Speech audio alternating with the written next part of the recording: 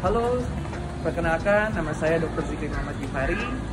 Dalam video kali ini saya akan memperlihatkan dan memperkenalkan pelayanan rumah sakit di era modern, di mana kita akan melihat bagaimana peran teknologi dan pelayanan terbaru dapat memberikan kualitas perawatan yang baik dan juga mempercepat penyembuhan pasien. Bagaimana isi video ini? Let's go, ikut saya. Sejak zaman dahulu kala, rumah sakit hanya dipandang sebagai tempat penyembuhan fisik semata. Tetapi pada era modern kali ini, pendekatan multidisipliner mulai muncul. Tidak hanya memikirkan tentang kesembuhan fisik pasien semata, tetapi mulai memikirkan mengenai aspek mental, sosial, dan emosional pasien. Yang pertama dimulai dari ruang perawatan, seperti yang kalian lihat di foto-foto berikut ini.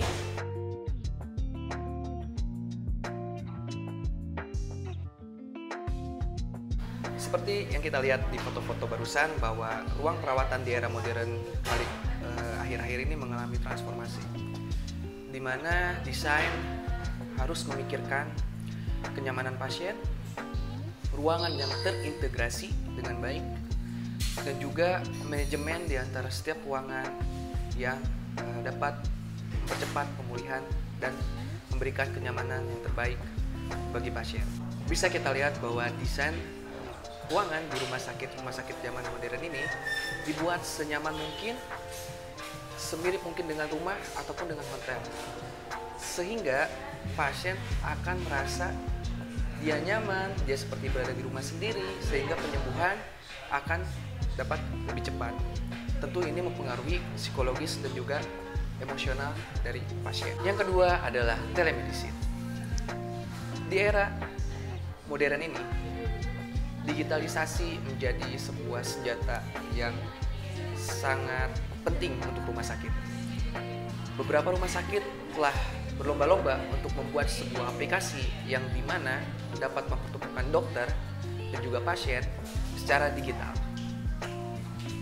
Dalam hal ini, beberapa penyakit yang mungkin penanganannya tidak perlu selama mungkin dapat dibereskan atau dapat diselesaikan dengan telemedicine. Tentunya beberapa penyakit juga tidak bisa diselesaikan dengan telemedicine karena memerlukan pemeriksaan fisik yang lebih lanjut, pemeriksaan penunjang yang lebih lanjut. Tetapi dengan aplikasi telemedicine ini, banyak sekali orang yang terbantu.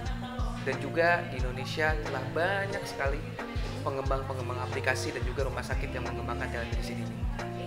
Karena sangat baik untuk kita dapat memantau pasien, memantau pengobatan pasien, memberikan jadwal untuk obat-obat apa saja yang harus diminum oleh pasien, dan juga jadwal kontrol yang bisa pasien akses di handphone mereka secara mobile. Berikut adalah contoh-contoh dari aplikasi-aplikasi yang ada di Indonesia. Yang ketiga adalah sistem operasional rumah sakit dengan digitalisasi sehingga menimbulkan efisiensi. Beberapa rumah sakit yang mengikuti perkembangan zaman di era modern kali ini sudah menerapkan paperless atau tanpa kertas. Kalau kita bicara zaman dulu, resep, lalu catatan status pasien, dan rekam medik pasien ditulis dalam sebuah kertas.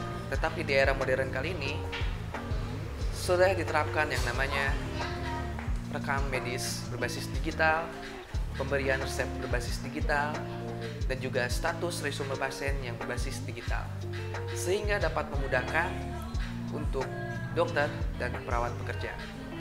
Dengan ini kita juga dapat membantu untuk memperbaiki iklim karena kita menggunakan bahan-bahan digital yang ramah lingkungan. Yang keempat adalah teknologi robotik. Teknologi robotik ini di beberapa rumah sakit yang sudah cukup modern sangat membantu dan ada perannya dalam proses penyembuhan pasien. Seperti dalam foto ini adalah foto robot untuk operasi, bisa dikenal dengan robot Da Vinci. Robot ini dapat membantu menghubungkan antara pasien dengan dokter, sehingga dokter-dokter bedah dapat mengoperasi pasien di manapun dan kapanpun. Hal ini dapat mempercepat untuk pemulihan pasien dan juga penyembuhan dari berbagai penyakit yang memang perlu dioperasi. Contoh robot lainnya adalah robot pelayanan, di mana robot pelayanan ini dapat memberikan obat untuk pasien, dapat memberikan makanan untuk pasien, sehingga pasien dan perawat atau suster di rumah sakit tidak perlu bertemu, tidak perlu bertatap muka, dan juga ini sangat baik sekali untuk pasien-pasien yang memiliki penyakit infeksius, sehingga meminimalisir paparan antara pasien, dokter, dan juga perawat. Yang kelima adalah komitmen untuk menjaga kualitas standar pelayanan di rumah sakit. Rumah sakit di era modern harus dapat menjaga kualitas yang mereka berikan, pelayanan-pelayanan yang mereka berikan, dan jasa yang mereka berikan kepada pasien. Dengan cara satu, dia menjaga standarisasi dari setiap prosedur yang ada, menjaga standarisasi dari setiap komponen seperti staf rumah sakit, lalu standarisasi dari pelayanan dari dokter-dokter dan juga perawat-perawat. Hal ini dapat membantu untuk update ilmu sehingga pelayanan terbaik dari penelitian-penelitian yang terbaru, guideline-guideline yang terbaru dapat diaplikasikan dan diterapkan kepada pasien-pasien di rumah sakit. Selanjutnya adalah sertifikasi. Sertifikasi ini sangat penting untuk menjaga kualitas, di mana sertifikasi ini dibuat untuk orang-orang dalam melakukan tindakan-tindakan medis. Sehingga dengan sertifikasi, pasien dapat merasa aman dan nyaman dalam melakukan terapi di rumah sakit, karena telah dilakukan tindakan oleh orang-orang yang kompeten, orang-orang yang telah disertifikasi dapat melakukan tindakan tersebut. Selanjutnya adalah akreditasi. Akreditasi ini sangat penting untuk branding rumah sakit, lalu untuk menjaga kualitas pelayanan, dan juga untuk memberikan kepercayaan bagi pasien. Pasien-pasien di era modern sangat selektif dalam memilih rumah sakit, sehingga dengan adanya akreditasi dan juga standarisasi yang tadi, yang sebelum-sebelumnya, dapat memberikan kepercayaan pasien terhadap rumah sakit, sehingga banyak pasien yang berobat ke rumah sakit dan juga banyak pasien yang sembuh di rumah sakit secara aman, nyaman, dan tentram.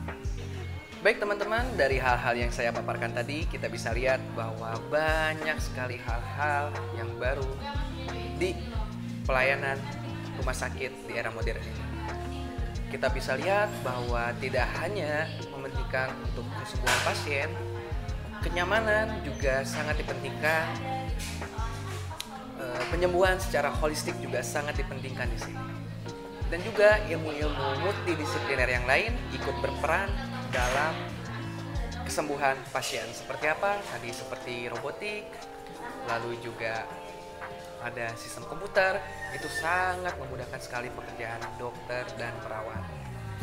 Tentunya inovasi-inovasi lainnya dari peneliti-peneliti yang ada akan merubah citra rumah sakit menjadi lebih baik.